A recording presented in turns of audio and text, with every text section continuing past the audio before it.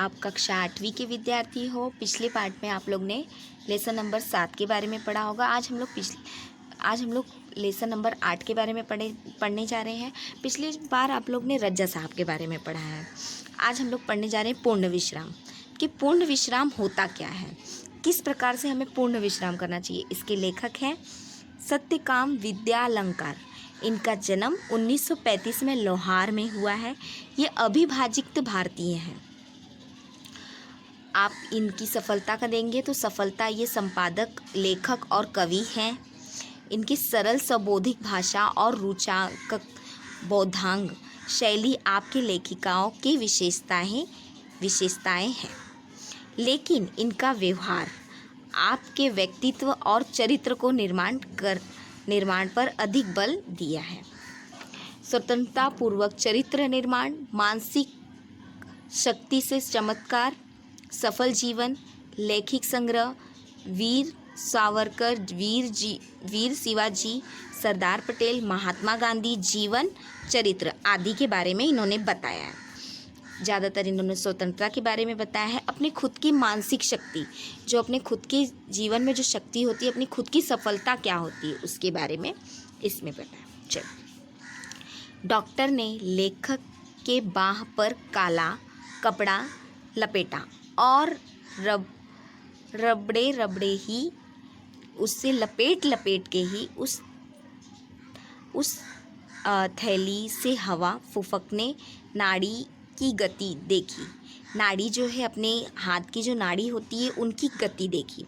फिर कहा, कुछ सीरियस नहीं है, दफ्तर से छुट्टी लेकर बाहर हो आइए।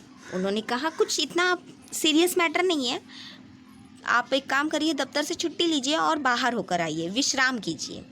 विश्राम आपको पूर्ण निरोग कर देगा, लेकिन विश्राम भी पूर्ण होना चाहिए।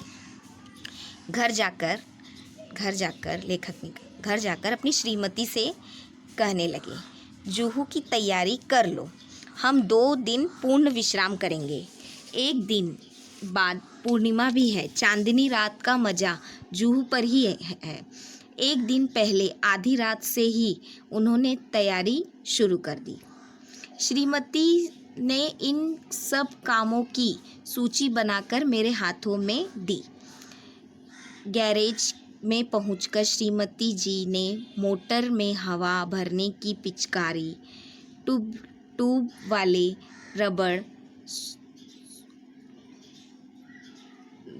रबड़, एक गैलन इंजन, आयन आदि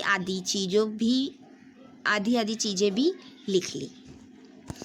दिन में दौड़ धूप कर पाए। धनु से मिस्त्री आया। सुबह से शाम हो गई, मगर शाम तक चार में से 2 खिड़कियों की चटखानियाँ भी नहीं कसी गई। मोटर के लिए ज़रूर सामान लाते लाते रात तक दिल की धड़कन दुगनी हो गई थी। रात में सोने लगे तो श्रीमती ने आश्वासन देते हुए, कल सुबह दिन भर विश्राम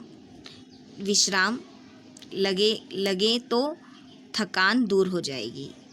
कल जूहू पर दिन भर विश्राम लगे तो थकान दूर हो जाएगी। दिन भर हम विश्राम करेंगे तो थकान दूर हो जाएगी। जाइए। श्रीमती जी ने अपने कह कर कमलों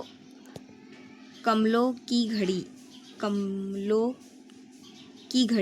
घंटी घुमाकर अलमारी लगा दिया और खुद बाहर जाकर मोटर का पूरा मुलायम करके यह तसल्ली कर रही थी कि सूची में लिखा सारा सामान आ चुका है या नहीं। सुबह 5 बजते हुए अलार्म से शोर मचाया। रोशनी ना होते जुहू की तैयारी चरम सीमा पर पहुंच गई। स्टॉल को भी आज ही धोखा देना था। वह हर मिनट बुझने लगा। आधा घंटा उसमें तेल भरने धोखानी करने में भी चला गया। आखिर चाय का प्रोग्राम स्थगित कर दिया गया। वाटरलू जाने के लिए पहले नेपोलियन ने भी ऐसी तैयारी ना की होगी। श्रीमती जी ने मेरे कामों को याद दिलाने लगी और मैंने याद दिलाने लगी। माफ़ी चाहती हूँ। मेरे कामों को याद दिलाने लगी और मैं उनके उपकार से बदलने लगी। उनकी चिंता में हाथ बटाने लगा। उसी प्रकार उन्होंने अपनी हर एक चीज़ें बताई श्रीमती से कि अचार नहीं ली हो, कैसे पूड़ी खाओगी, पूड़ी बिना अचार नहीं चलता है। तो उसी प्रकार उन्होंने ये बताया। उन्होंने कई बार ये बताई कि अरे आप ये भूल रहे हो, इस प्रकार का पेपर भूल रहे हो, अपना लेटर भूल रहे हो। तो उसी प्रकार वो सारी समस्याओं को उनको हल होने लगा। उसी प्रकार वो सारी चीज़ें अपनी एक से यादों से बताने लगी। उन्होंने कहा अच्छा बाबा रख लूँगा, और देखो और क्या क्या है। धूप में बचने के लिए क्रीम रखना, शाम तक उनको कोई तकलीफ़ ना हो। धूप से बचने के लिए कैंची, ब्रश, उनकी जो वस्तुएं थी, जो उनको चाहिए था, नेल कटर वगैरह, हर एक चीज़ उन्होंने उस प्रकार से रखने कहा। देखिए आगे क्या होता है।